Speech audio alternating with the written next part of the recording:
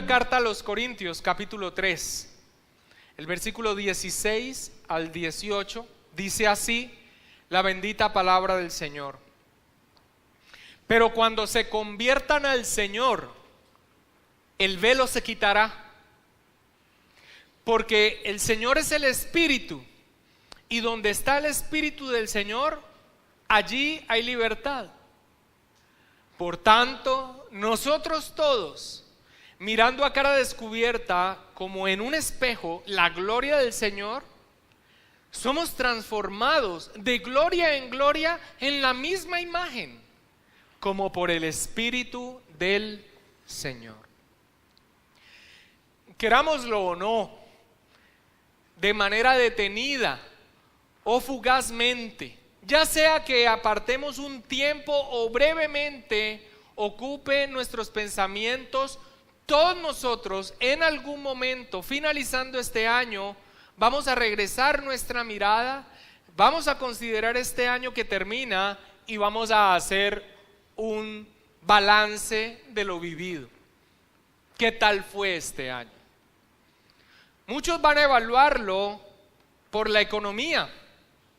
Lo verán como bueno o no tan bueno con base en sus finanzas. Otros ineludiblemente pensarán en aquellos seres amados que ya no están, con la nostalgia que eso trae a los corazones, o tal vez con la alegría de la llegada de nuevas personas, nuevas relaciones que han venido a nuestra vida en este año. Algunos traerán a memoria las circunstancias específicas que han vivido, situaciones que enfrentaron, y a la luz de esas circunstancias van a pesar este año. Los parámetros por los que se evalúa esta etapa que está terminando, aunque algunos simplemente la consideren como un número más en el calendario, los parámetros por los que se evalúa esta etapa que se está terminando son tan diversos como personas hay. Y asimismo las expectativas, los deseos, los anhelos, las perspectivas sobre el nuevo año que viene, si Dios nos concede su aliento de vida. Y como lo mencioné, algunos tal vez lo harán de manera consciente, algunos otros desestimen, es simplemente una fecha más, unas horas más, un cambio en el calendario, cambiar un número al final de una fecha. Pero los seres humanos vivimos nuestra línea de tiempo y consideramos etapas, es algo natural. Y este año, querámoslo o no, marca el fin de un año y el inicio de otro nuevo. Tengámoslo muy presente o no, pero todos vamos a voltear a mirar hacia atrás y lo vamos a evaluar por los diferentes parámetros que he señalado. Pero nosotros, como creyentes, nosotros, los creyentes, jamás podremos dejar de ver las circunstancias que hemos vivido, lo que pasó este año y las expectativas que tengamos sobre lo porvenir bajo una luz diferente a la que arroja el sabernos en las manos de nuestro Dios, quien providencialmente dirige todas las cosas. Esa es la luz, el parámetro principal, el lente correcto a través del cual nosotros vemos las circunstancias, las situaciones, todo aquello que hemos vivido y las expectativas que tenemos. ¿Cuál es esta? Y la recalco, que por la palabra del Señor nosotros hemos entendido, así sea a veces difícil de conciliar en nuestra mente, que todo lo que ha sucedido en la vida de los creyentes no ha sido por el azar, no está lejos del control providencial de Dios y lo que Él ha determinado con un propósito que ya voy a señalar en nuestra vida. Saber que nada de lo que sucedió y nada de lo que tendremos que enfrentar está fuera de las manos de nuestro soberano Dios, quien ha determinado nuestros caminos en sus propósitos divinos y para su gloria, que todo lo que nos acontece a los que aman a Dios redundan para nuestro bien, a los que conforme a su propósito, como dice la Escritura, hemos sido llamados, debe ser el lente correcto con el que nosotros miramos nuestras circunstancias, las que han pasado, las que vendrán, y con ese lente nosotros las valoramos. Ahora, esto de ninguna manera significa como un impulso o un llamado a tener una negación falsa de las situaciones difíciles, de aquellas que nos han arrancado lágrimas, de las tribulaciones, de los acontecimientos dolorosos. No, verlo bajo esta óptica no es una especie de negación hipócrita de la realidad de lo que hemos vivido, por más doloroso que sea. Tampoco es un llamado a tratar de simplemente sacudir nuestra cabeza y no querer mirar a las circunstancias que pasaron y que tienen que ver con nuestro pecado, con nuestras torpezas, con nuestra debilidad, con nuestros desaciertos, con nuestros errores, con todas las consecuencias que Dios, en su disciplina amorosa y a causa de ellas, trajo sobre nuestras vidas. No es un llamado a ello tampoco. Tampoco es un llamado a mirar estas condiciones dolorosas, pecaminosas o debilidad o errores que hayamos hecho, torpezas de nuestra parte, y mirarlos y simplemente minimizarlos. No es un llamado tampoco a ello. Es saber que todas estas circunstancias, todo lo vivido en últimas, para quienes estamos en Cristo Jesús, cumplen su parte en el propósito divino de formar la imagen de Cristo en nuestras vidas. Sí, aún las torpezas y las bajezas de los creyentes, sin que esto sea aprobado por Dios, sin que seamos impulsados a pecar, pero aún ello no se ha escapado de la mano de Dios, del control providencial de Dios para cumplir su propósito en nuestra vida. ¿Cuál? Formar la imagen de Cristo en nosotros. Hermanos, porque cuando un creyente aún peca contra Dios, sabemos que al ser hijo será disciplinado por Él. Y aún la disciplina, aunque dolorosa y no la queremos, y es dura, es usada por Dios para formar la imagen de Cristo en nuestra vida, para pulirnos, para cumplir el propósito de nuestra elección, como lo afirma la palabra del Señor. Así que, más allá de cuál sea el balance que demos a este año a la luz de los acontecimientos vividos y bajo los parámetros que tal vez puedan atravesar nuestra mente, como creyentes tendremos que decir, y con toda justicia: hasta aquí nos ha ayudado el Señor. Ebenezer, esta es la expresión que da Samuel con agradecimiento después de una derrota sobrenatural sobre los filisteos. Traducido en otras versiones: hasta aquí el Señor no ha dejado de ayudarnos. Y esto como una expresión de plena conciencia de que es de la mano del Señor que hemos atravesado este año, sin importar las circunstancias. Sabernos en las manos del Señor es el lente correcto para evaluar las circunstancias que hemos vivido. Y es con esa perspectiva gloriosa, con esa firmeza que da a un creyente el saber, el control providencial de Dios. O sea, que todo lo que pasa en medio de esta creación no se sale del control y del gobierno de Dios que lleva a cabo sus propósitos. Es con esa firmeza de saber de ese gobierno de Dios, esa perspectiva gloriosa, que Pablo escribe esta segunda carta a los Corintios.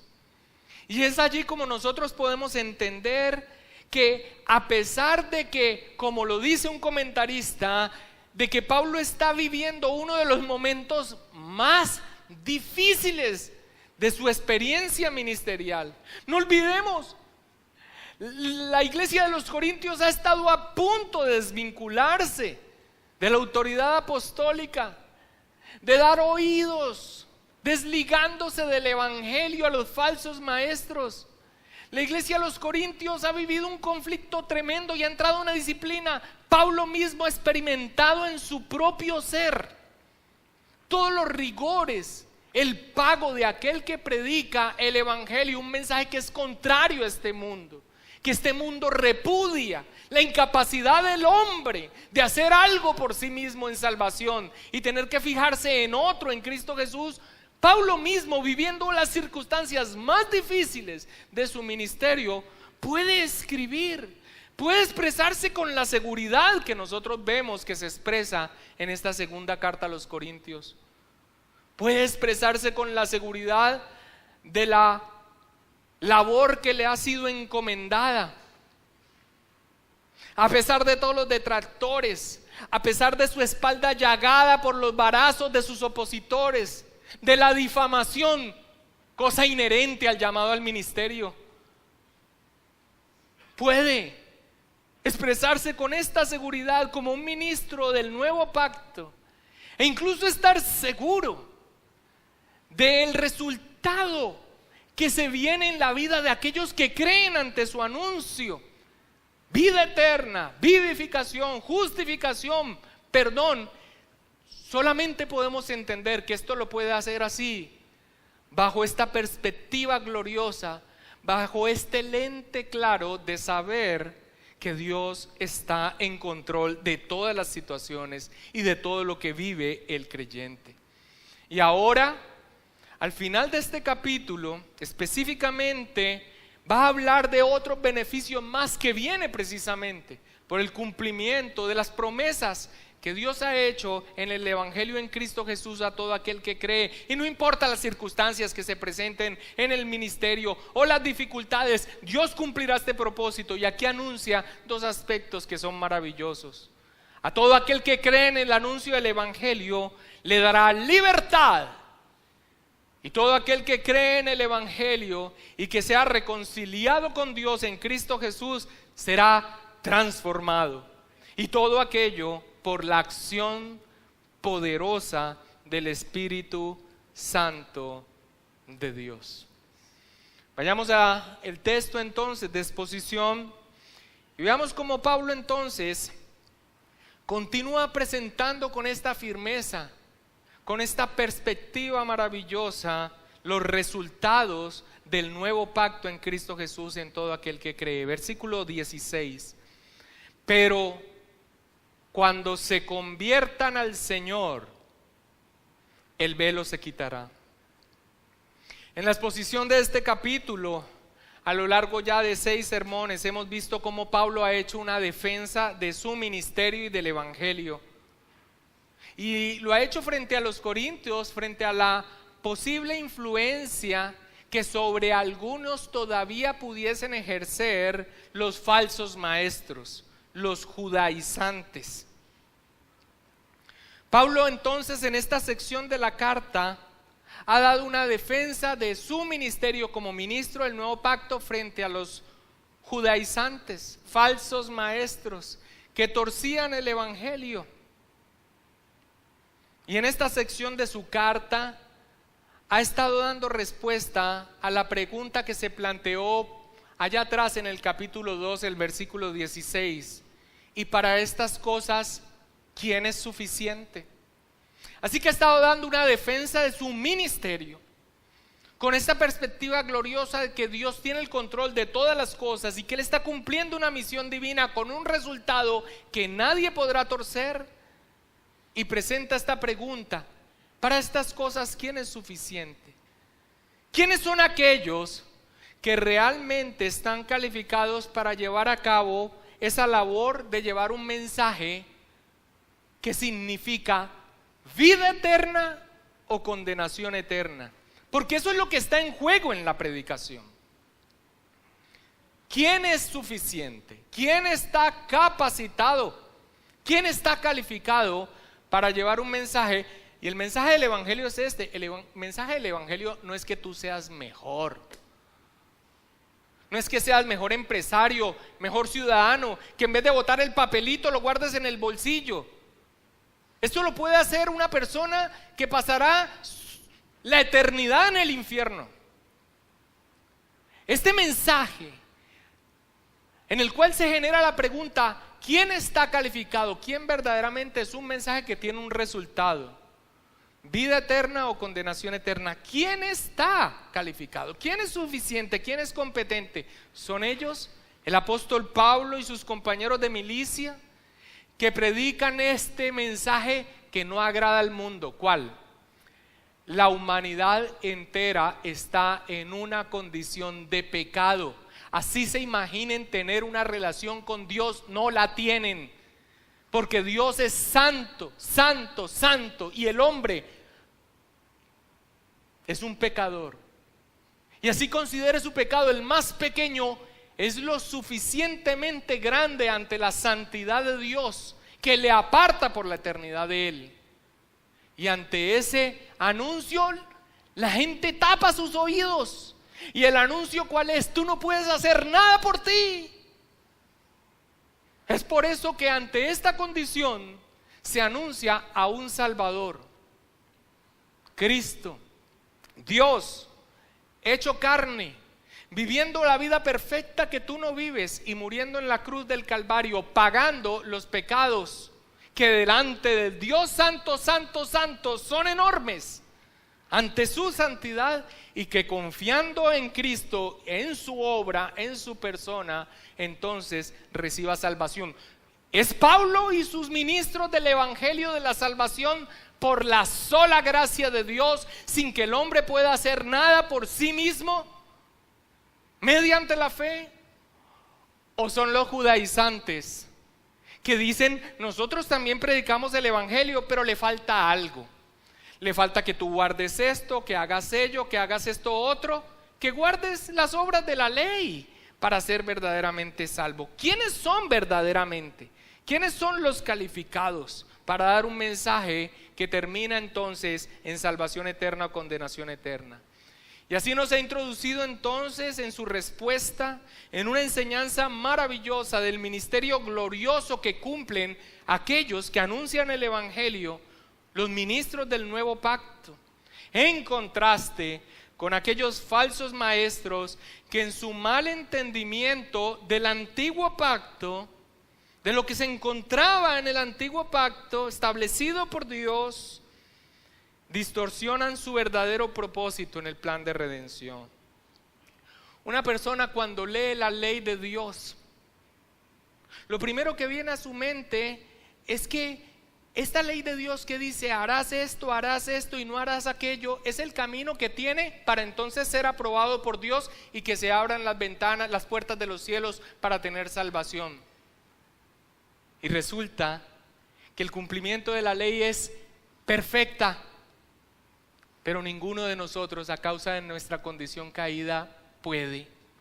Ya lo hemos expuesto aquí, pero lo menciono una vez más por las personas que nos acompañan por primera vez. No se trata de una balanza en donde tú haces más cosas buenas que cosas malas. No. Santiago escribe que el que cumple toda la ley pero que falla en un punto, básicamente toda ella la ha infringido.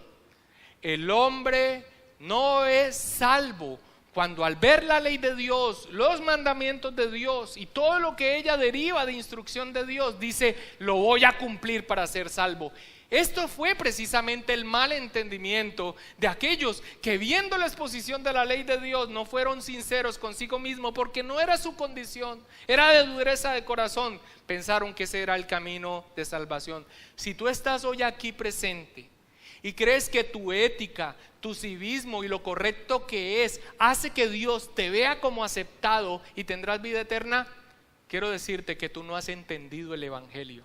Y si te han predicado en una iglesia que la manera entonces de tener vida eterna es tú siendo bueno, eso es un yugo enorme que se pone sobre tus hombros, Porque el cumplimiento entonces tendría que ser un cumplimiento perfecto. Y fallarás.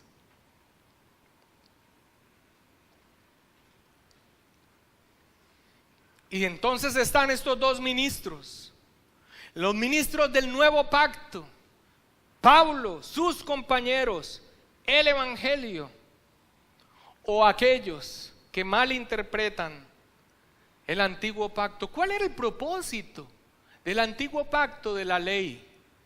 ¿No es saber la voluntad de Dios y cumplirla? No.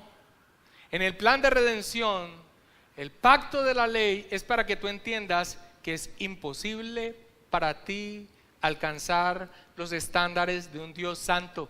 Entiendas tu condición y entendiendo tu condición, vengas a Cristo, la necesidad de un Salvador, no tú, no tu esfuerzo, la plena confianza en Cristo Jesús, Dios mismo hecho hombre, la provisión de Dios para que el hombre sea salvo.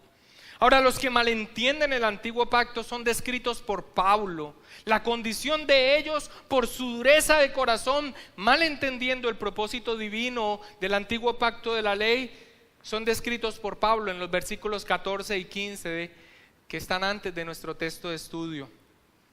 Pero el entendimiento de ellos se embotó, porque hasta el día de hoy, cuando leen el antiguo pacto, les queda el mismo velo no descubierto, el cual por Cristo es quitado.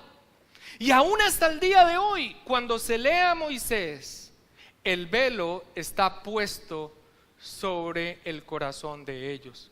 Este texto ya fue expuesto, pero claramente lo que muestra aquí es la dureza del corazón del pueblo de Israel, su condición pecaminosa, que malinterpreta el camino de salvación como un camino de cumplimiento externo de normas y de ceremonias y de esfuerzo que jamás le va a llevar a la aprobación por Dios. Cuando Dios establece su ley, prontamente, muy probablemente al día siguiente, por la ruptura de ese pacto de la ley, estaban muriendo 3,000 personas. Apenas estaba subiendo Moisés por las tablas y el pueblo ya estaba aquí entregado a la idolatría. Es por esto que cuando Moisés baja con el segundo juego de tablas de la ley, se manifiesta la gloria de Dios, de la ley de Dios, de sus perfecciones en su rostro, y el pueblo no lo puede ver. ¿Y por qué no lo puede ver? Porque teme. ¿Y por qué teme? Porque acaban de morir 3,000 personas. Porque el que peca, el pecado tiene una paga, muerte, y ellos lo ven, 3,000 personas muertas. Así que cuando ven el rostro radiante de Moisés manifestando la gloria, o la gloria de Dios manifiesta de su santa y perfecta ley, no pueden mirarlo de frente. De tal manera que entonces Moisés cubre su rostro a causa de la condición de dureza de los hombres. Y Pablo utiliza todo este evento histórico interpretado por el Espíritu Santo, mostrando que ese velo que se puso Moisés a causa de la condición pecaminosa del pueblo es el mismo velo que hoy en día tiene todo aquel que, leyendo el Antiguo Testamento, no ve a Él, no ve la belleza de Cristo en la santidad de la ley y su incapacidad de cumplirla para que venga a Él en arrepentimiento. Habla de un velo como una condición de los hombres en su condición caída. Pero en el versículo 16 viene un bendito pero. Dice Pablo, pero. Y es un bendito pero. Porque todo aquel que cuando lee la palabra del Señor piensa que el camino de salvación es entonces ser más bueno, o que la balanza se incline más hacia lo bueno y no tan malo. Este bendito pero aquí marca totalmente la diferencia. Pero cuando se conviertan al Señor, el velo se quitará. Cuando se conviertan al Señor, aún en esta condición, ante el anuncio del evangelio, si se convierten al Señor, ese velo será quitado. La frase exacta o literal que se utiliza allí es volverse al Señor. Y ese volverse al Señor es una expresión que se utiliza frecuentemente en el Antiguo Testamento en esta situación. Cada vez que nosotros vemos al pueblo de Israel cayendo en una condición de pecado continua, rompiendo el pacto, era llamado por sus siervos los profetas a que vinieran a Dios nuevamente, a que se volvieran. Y básicamente la expresión es que han tomado un camino alejándose de Dios, y Dios les llama a volverse a Él en arrepentimiento. Es una expresión frecuente en el Antiguo Testamento. Diles pues, así ha dicho Jehová de los ejércitos, volveos a mí, dice Jehová de los ejércitos, y yo me volveré a vosotros. Ha dicho Jehová de los ejércitos, no seáis como vuestros padres, a los cuales clamaron los primeros profetas diciendo, así ha dicho Jehová de los ejércitos, volveos ahora de vuestros malos caminos y de vuestras malas obras. Y no atendieron, ni escucharon, dice Jehová. Ese llamado entonces a volverse a Dios es un llamado que vemos en el Antiguo Testamento. Quiero que vayamos a un texto más, Proverbios 1:23, a este sí quiero que vaya sin perder el texto de estudio, donde puede ver esta misma expresión. Y estamos viéndola para entender el contexto y lo que significa ahora en el lenguaje, en las expresiones del Nuevo Testamento. Proverbios 1:23 al 25. Dice, volveos a mi reprensión.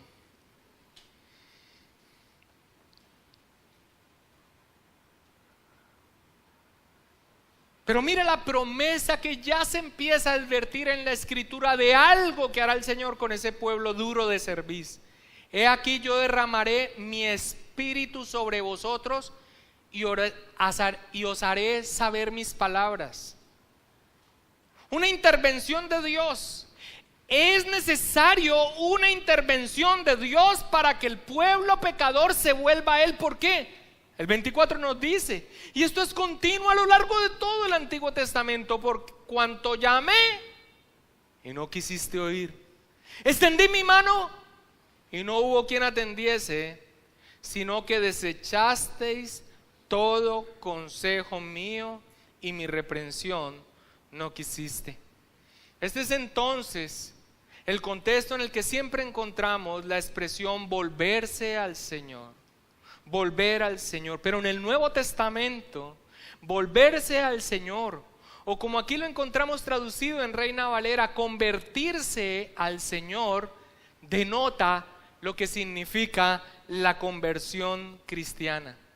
Y es volverse, al igual que al pueblo se le llamaba, volverse de una vida de pecado y volverse ahora a Cristo. Esta es la conversión de la cual habla el Nuevo Testamento. Pero ahora bajo este nuevo pacto, esta conversión sincera y con capacidad se da ante el anuncio del Evangelio y la promesa del Espíritu Santo transformando un corazón de piedra incapaz, una dura cerviz, en un corazón que ahora entiende su condición y se vuelve al Señor. ¿Quiere decir esto que no habían creyentes en el Antiguo Testamento? Sí, habían, que no malinterpretaban la ley, que no malinterpretaban el antiguo pacto, sino que veían su incapacidad y confiaban en Dios. Y con fe acudían a todo aquello que Dios daba bajo el antiguo pacto, pero que tan solo era sombra de su cumplimiento en Cristo Jesús. Cuando el pueblo pecaba, cuando un hombre pecaba, venía entonces con su cordero, lo ofrecían, un sustituto moría, la sangre cubría el pecado, pero esto tenía que hacerse una y otra vez.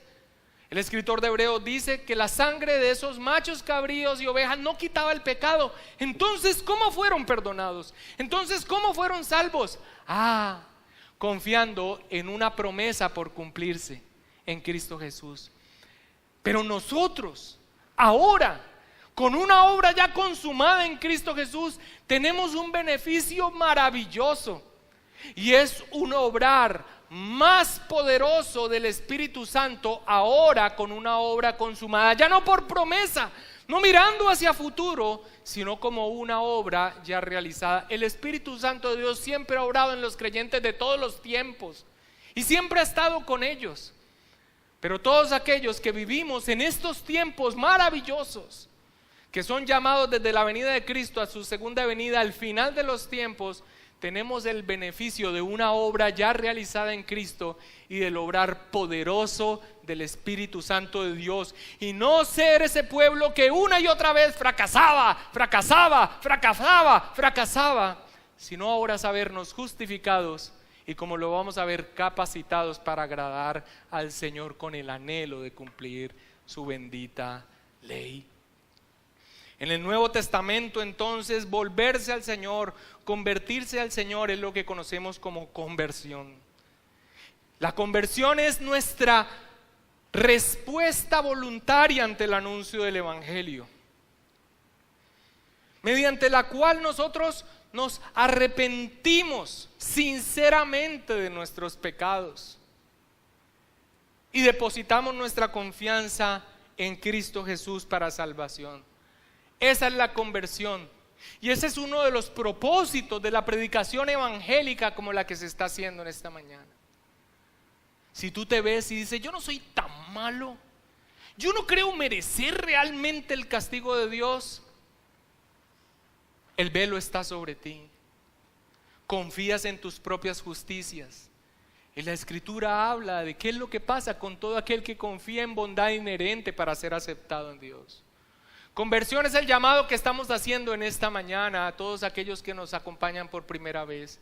Que si el Espíritu Santo, ante la predicación del Evangelio, te concede saber por qué has venido inquieto sabiendo que necesitas algo y que has tratado de satisfacerlo por un lado o por otro, llegando a metas, ocupándolo con diferentes situaciones, y sigue ese vacío, que entiendas que lo que realmente necesitas es ser reconciliado con Dios, porque así seas muy correcto, muy juicioso, eres faltante delante de un Dios santo. Te veas como pecador y vengas a Cristo en arrepentimiento. ¿Arrepentimiento de qué?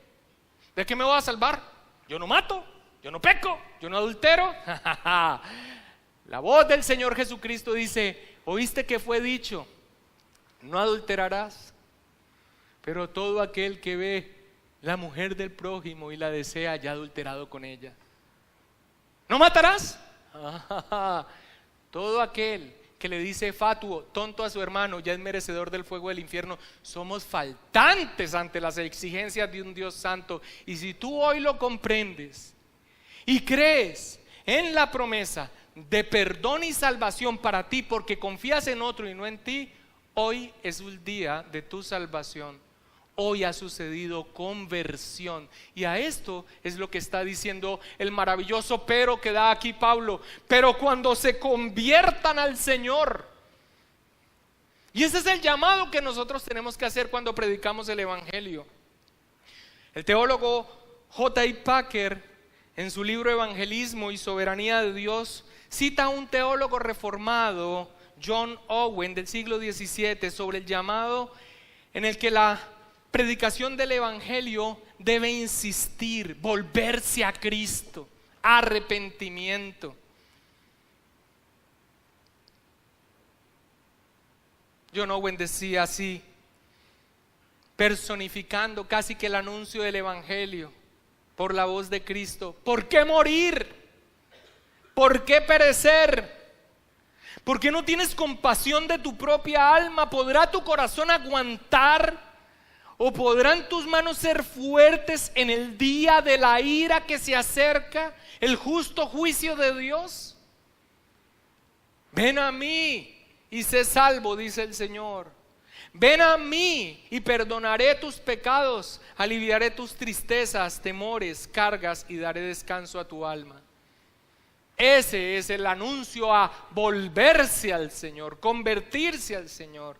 Y añade Owen: estas cosas y otras semejantes son las que el Señor Jesucristo declara continuamente, proclama, ruega, insta a las almas de los pecadores. lo hace mediante la predicación de la palabra, como si estuviera presente frente a ti, como si estuviera entre nosotros y hablara personalmente a cada uno. Él ha nombrado a los ministros del Evangelio para que aparezcan delante de ti, se relacionen contigo en su nombre y te extiendan la invitación que ellos dan en su nombre, en su autoridad. Conviértanse al Señor. Pero cuando se conviertan al Señor, este es el maravilloso pero, a pesar de la condición caída del hombre, ¿qué es lo que precisamente se promete? Hablando de todos aquellos que leían el antiguo pacto, lo malentendían, lo tergiversaban, como los falsos maestros y los que atendían a ellos, Pablo dice, y obviamente ante el anuncio del Evangelio, que aquel que se convierta al Señor, que crea el anuncio del Evangelio y venga en arrepentimiento y fe, el velo se quitará. William MacDonald dice, la oscuridad se va, entonces amanece la verdad de todos los tipos y sombras de la ley. Cuando alguien lee el Antiguo Testamento y sigue insistiendo que es que el que no se congrega el día sábado entonces está perdido, o aquel que todavía considere que debe celebrar las fiestas, o que todavía debe guardar las ceremonias, o que se esfuerce en el cumplimiento supuestamente para hacer, no le ha caído el velo. Pero cuando se conviertan al Señor, cuando crean en el Evangelio, los tipos, las sombras de la ley van a encontrar su cumplimiento en el amado Hijo de Dios, el Mesías de Israel, Jesucristo. Este es entonces el velo que se quita.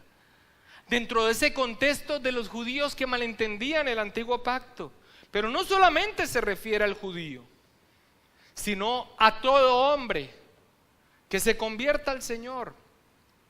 Y no solo en un sentido de un velo que se cae, que permite entender el propósito del antiguo pacto y cómo éste anunciaba a Cristo. Es algo más allá.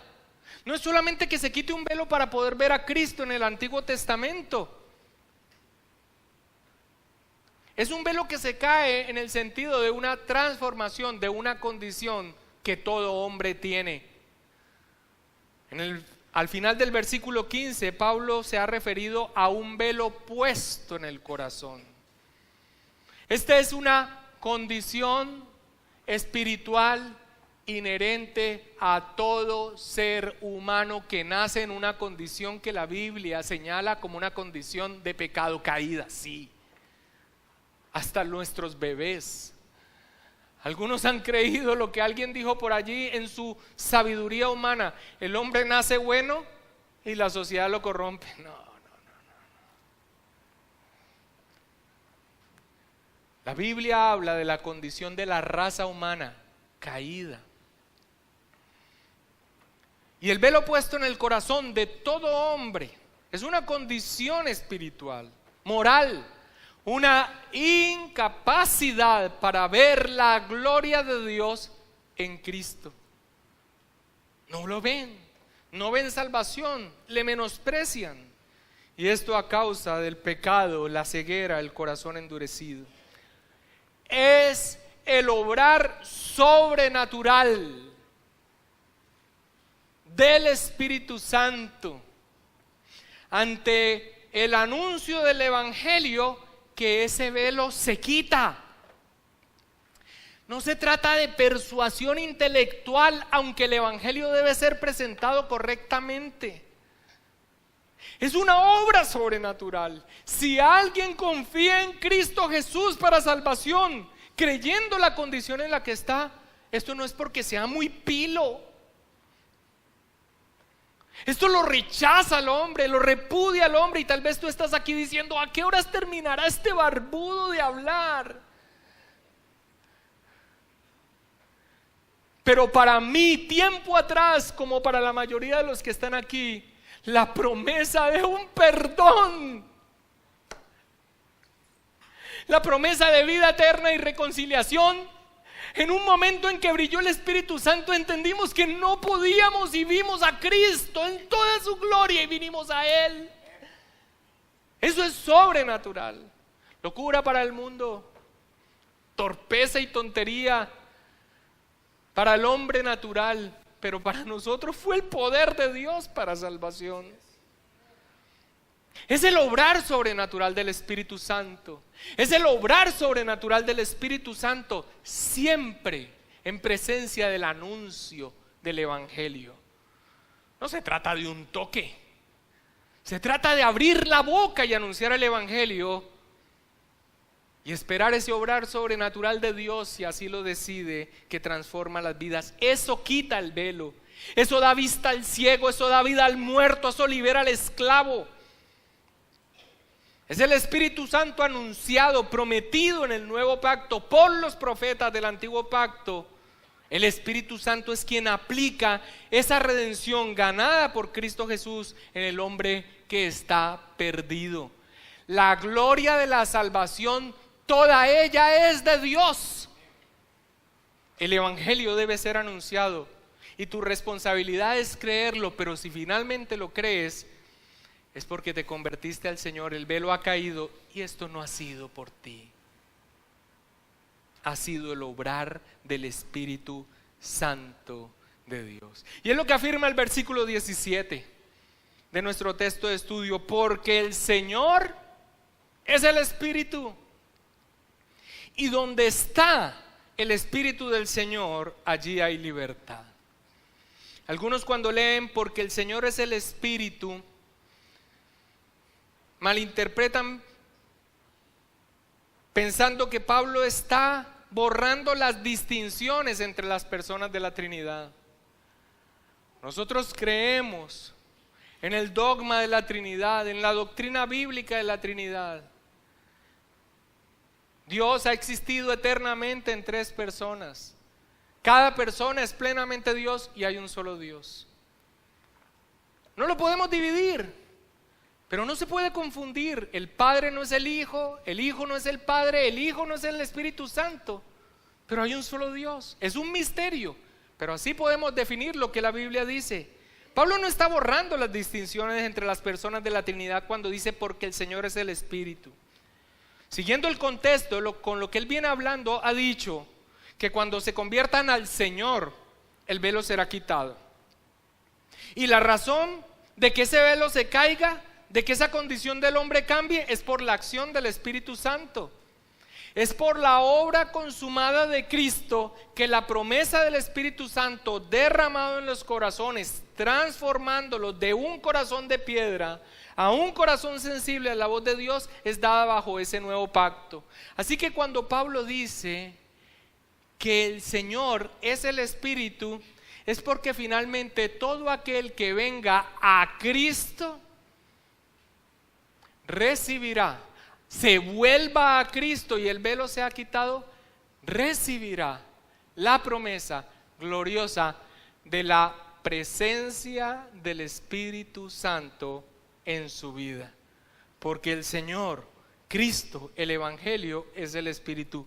Esta es la promesa. Paul Barnett, un comentarista muy apreciado en la segunda carta a los Corintios, dice: el pacto en el que Jesús es Señor, en ese nuevo pacto en el que según la profecía viene el Espíritu de Dios, el Espíritu Santo viene al hombre como consecuencia de la escucha del Evangelio que anuncia a Cristo y que las personas se vuelven a Él.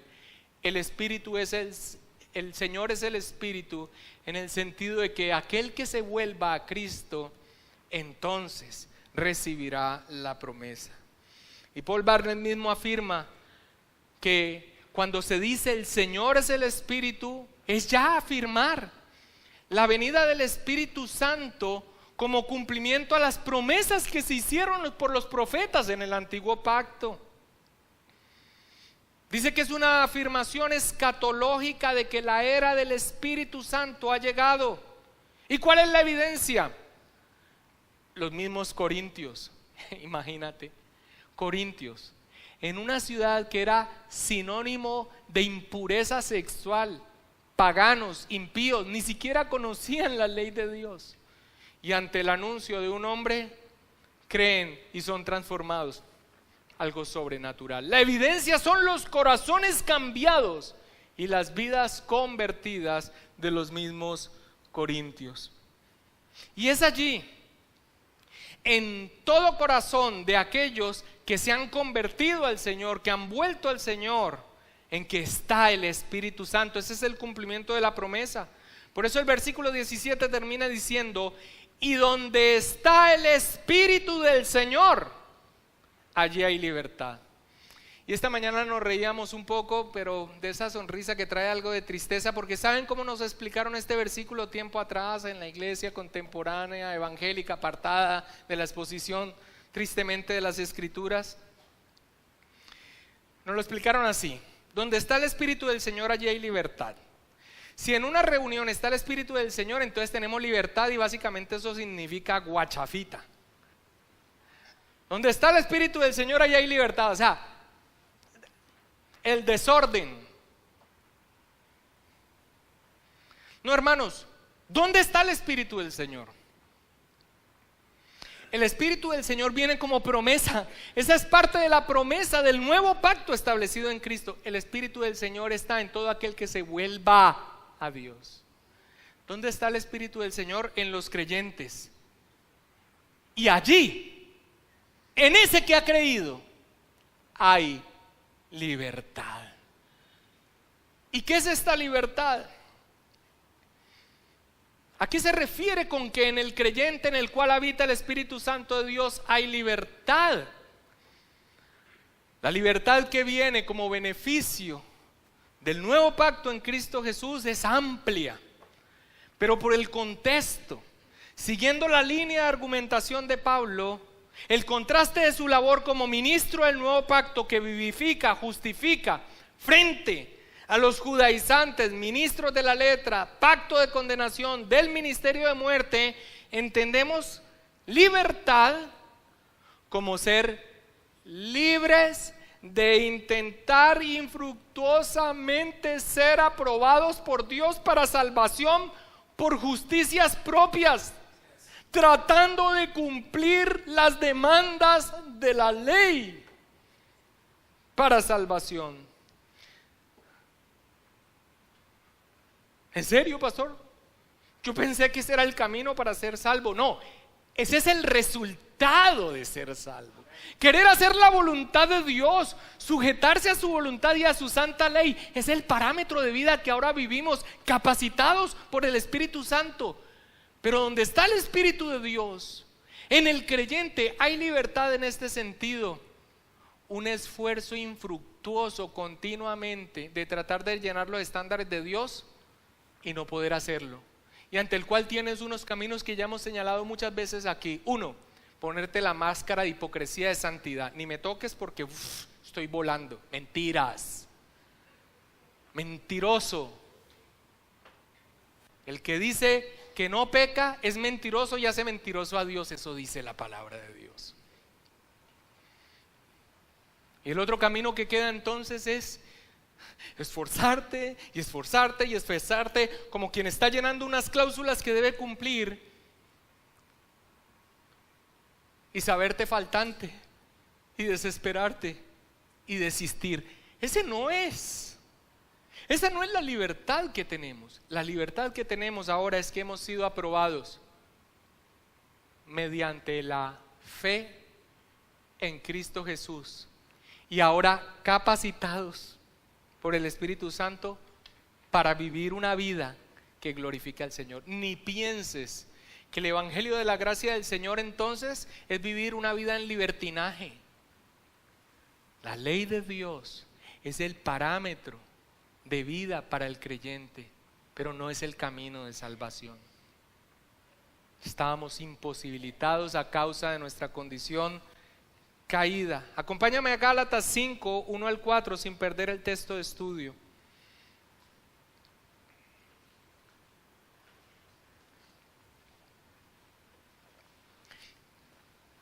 Así le dice Pablo a los Gálatas, que también han sido influenciados, en este caso han dado pasos más allá de esta perversión del evangelio de los judaizantes.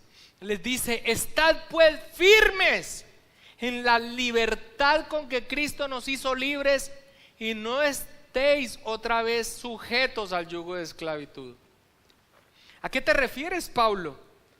Con lo que continúa diciendo lo identificamos claramente. He aquí, yo, Pablo, os digo que si os circuncidáis, y esto claramente con una connotación de cumplimiento de ceremonias y cumplimiento de la ley, supuestamente para ser aprobado de Dios, de nada os aprovecha Cristo. ¿Por qué? Y entonces el que es circuncidado entonces no está en Cristo. No, el que se circuncida buscando, como en este contexto, buscando cumplir normas para ser aprobado de Dios. Y otra vez testifico a todo hombre que se circuncida que está obligado a guardar toda la ley. ¿Quieres empezar a recorrer ese camino? Ok, hay que cumplirla plenamente. Y afirma esto categóricamente el que toma ese recorrido errado al entender el antiguo pacto. De Cristo os desligasteis, los que por la ley os justificáis, de la gracia habéis caído. Y otro texto más dice: pero ahora estamos libres de la ley, por haber muerto para aquella en que estábamos sujetos, de modo que sirvamos bajo el régimen nuevo del Espíritu y no bajo el régimen viejo de la letra. El esfuerzo humano no alcanza. Se necesita una obra sobrenatural de Dios. Una vez la persona se ha vuelto a Cristo, ha sido aprobada por Dios y le ha sido dado el Espíritu Santo para que viva una vida que le glorifique al Señor como resultado. Esa es la libertad. Donde está el Espíritu de Dios, allí hay libertad en ese sentido. Pero esa libertad también significa capacitación. El nuevo pacto prometido por los profetas no era un pacto de iniquidad. En otras palabras, cree en Cristo y haz lo que te dé la gana. No era un pacto de iniquidad, era un pacto bajo el cual el pueblo sería movido por el Espíritu Santo a seguir los decretos de Dios, a tener cuidado de guardar sus leyes, a tener su ley en sus mentes y escrita en sus corazones, a vivir una vida santa. Pero todo esto sobre la paz y seguridad que da el ser justificados mediante la fe en Cristo Jesús. Es sobre la base de nuestra salvación segura por la obra de Cristo que nosotros vivimos vida en santidad. Es por esto que cuando se termine este año y hagas una evaluación de tu vida y empiezas a ver todas tus situaciones de pecado hasta llegar al punto de deprimirte, dudándote de tu salvación, si sigues firme en la fe, entonces estás malentendiendo el asunto. Por supuesto que no se trata de aprobar las condiciones de pecado, pero cuando vemos nuestras debilidades, entonces nosotros entendemos con mayor potencia nuestra dependencia de Dios y procuramos entonces agradar al Señor. Pero por otro lado también está no solamente el que está dudando en cuanto a su salvación, no ha entendido el evangelio o no lo ha creído, pero por otro lado también está el creyente que mira hacia atrás y dice: pasé sobrado. No, hermanos, la base formidable e inamovible en nuestra seguridad de salvación por la obra de Cristo, y en ello confiamos. Lo que hay que evaluar es nuestra permanencia y nuestra plena confianza en Cristo Jesús por la acción del Espíritu Santo. Y sobre esa base, entonces mirar y en dependencia de Dios seguir rogando y caminar en Cristo, queriendo agradarle. O si has visto entonces los frutos de la obra santificadora del Espíritu Santo, ¿sabes a quién le vas a dar la gloria? A Dios. La libertad también es capacitación. El deseo de la carne es contra el espíritu, el del espíritu es contra la carne. Y cuando habla de carne es de la condición pecaminosa del hombre, natural. Estos se oponen entre sí, para que no hagáis lo que quisiereis, pero si sois guiados por el Espíritu no estáis bajo la ley. En otras palabras, amados hermanos, el Espíritu Santo de Dios nos capacita para ahora querer anhelar hacer la voluntad de Dios. Y esto es precisamente con lo que concluye el capítulo 3. Esa acción transformadora del Espíritu Santo de Dios, en esa libertad que recibimos cuando nos volvemos a Cristo, en arrepentimiento y fe, el velo es caído, vemos su hermosura. La acción transformadora del Espíritu Santo en nuestro ser sobre la base firme de nuestra salvación. Y es ser transformados. Es una metamorfosis, es la palabra griega que allí se utiliza y que el versículo 18 consigna así. Por tanto, o sea, como resultado, en conclusión, lo que se viene, ¿de qué? Pero todo el que se convierta al Señor, el velo se caerá, porque el Señor es el Espíritu y donde está el Espíritu del Señor, allí hay libertad. Por tanto, el resultado entonces, en los creyentes, nosotros todos es no solamente los judíos, que creyendo el Evangelio podían entender lo que habían malinterpretado, sino todo hombre de toda raza, lengua y nación que crea en el Evangelio. Nosotros todos, mirando a cara descubierta. A cara descubierta es un contraste con el temor que tenía el pueblo cuando el rostro de Moisés brillaba como una manifestación de la pureza de la ley de Dios, y tenían temor de verla. ¿Y temor de qué? De que señalara su condición y viniera juicio sobre sus vidas, como había sucedido con sus hermanos. Mirando a cara descubierta, o sea, sin temor, con plena confianza, sabiéndonos justificados, pero también a cara descubierta en los que anuncian el Evangelio, porque es un Evangelio ya no por medio de sombras, de tipos, de figuras, sino revelado plenamente en la persona de Cristo Jesús. Él es el Evangelio. Por tanto, nosotros todos mirando a cara descubierta, como en un espejo, la gloria del Señor. Y esto es maravilloso, porque aquí el apóstol Pablo está usando esta figura. Nosotros todos, ahora que hemos venido al Señor, en los que habita el Espíritu Santo de Dios, en los cuales hay libertad, Pablo usa esta figura. Estamos mirándonos ahora como en un espejo, y estamos mirando ese espejo, y dice, a cara descubierta como en un espejo, la gloria del Señor. O sea, ¿qué es lo que vemos en ese espejo? La gloria del Señor. La gloria del Señor es a Cristo mismo. ¿Y qué sucede? ¿Qué sucede cuando miramos en ese espejo abiertamente a Cristo? Dice, somos transformados de gloria en la misma imagen. ¿Qué es lo que vemos en ese espejo? Vemos la imagen de Dios. Jesucristo es Dios mismo. Y la Biblia dice que Jesucristo es la revelación perfecta de Dios, la imagen visible del Dios invisible. ¿Y qué es entonces lo que nosotros estamos viendo? La imagen perfecta de lo que nosotros somos. ¿Qué somos nosotros? La imagen de Dios. Pero en la imagen es perfecta, Cristo. Y la imagen nuestra, ¿cómo está? Distorsionada.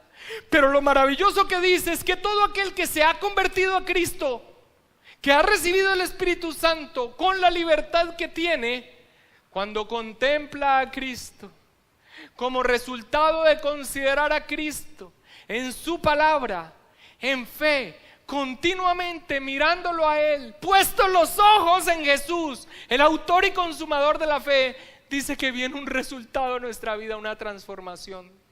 Y la transformación es que aunque la imagen que nosotros vemos es la de Cristo, la imagen perfecta y sin pecado, y la nuestra es distorsionada a causa del pecado, la nuestra empieza a ser transformada de gloria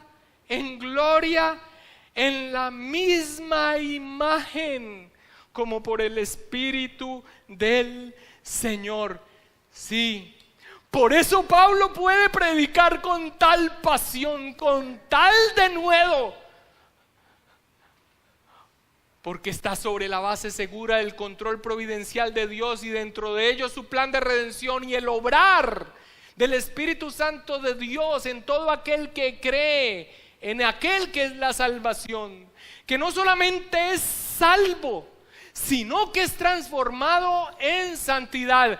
Hermanos, terminando este año, puedes mirar todas las situaciones, puedes mirar todos los acontecimientos, aún los dolorosos, los triunfos, las torpezas, pero lo que tendrás que ver desde la perspectiva de Dios es que este año ha sido un buen año para los creyentes, porque la imagen de Cristo ha sido cada vez más formada de gloria en gloria. Y si tienes un sabor de insatisfacción, lo que te queda es un saber que en el próximo año, y si eres de Cristo, esa transformación continuará. Es como por el Espíritu Santo de Dios. Esa es la razón de nuestra elección y de nuestra salvación, porque a los que antes conoció también los predestinó.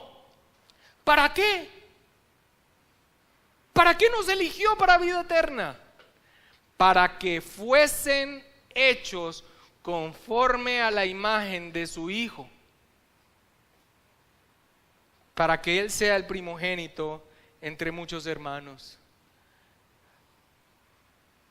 Esto es lo que sucede en los creyentes, una transformación.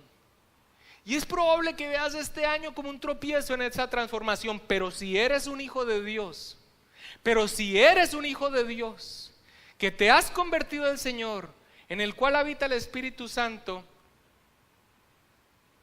tienes la promesa de la Escritura de que aún eso será usado por Dios para el propósito divino en tu vida. Serás moldeado. Serás moldeado. Dolerá. Ninguna disciplina al presente parece ser causa de gozo, sino de tristeza.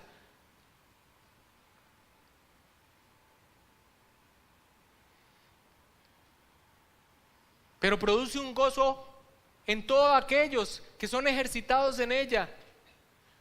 Cuando tú ves este año, ves tus flaquezas y ves tus debilidades, aún en ello tienes la promesa firme, si realmente has confiado en Cristo Jesús, de que la imagen de Cristo se está puliendo en ti.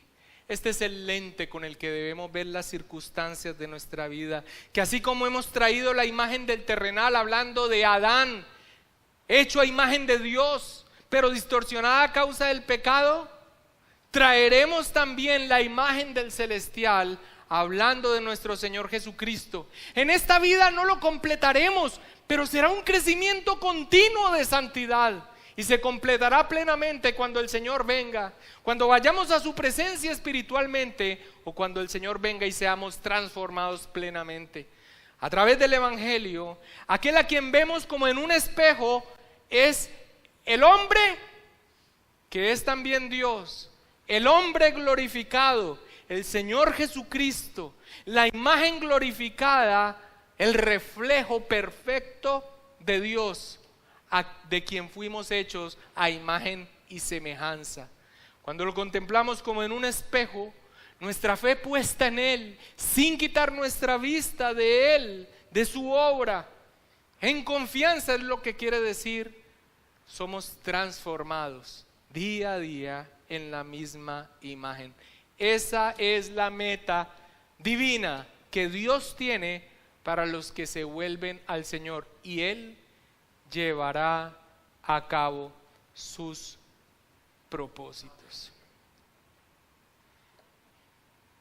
Todas las circunstancias, todo lo vivido, en últimas, para quienes estamos en Cristo Jesús, cumplen su parte en el propósito divino de formar la imagen de Cristo en nuestras vidas.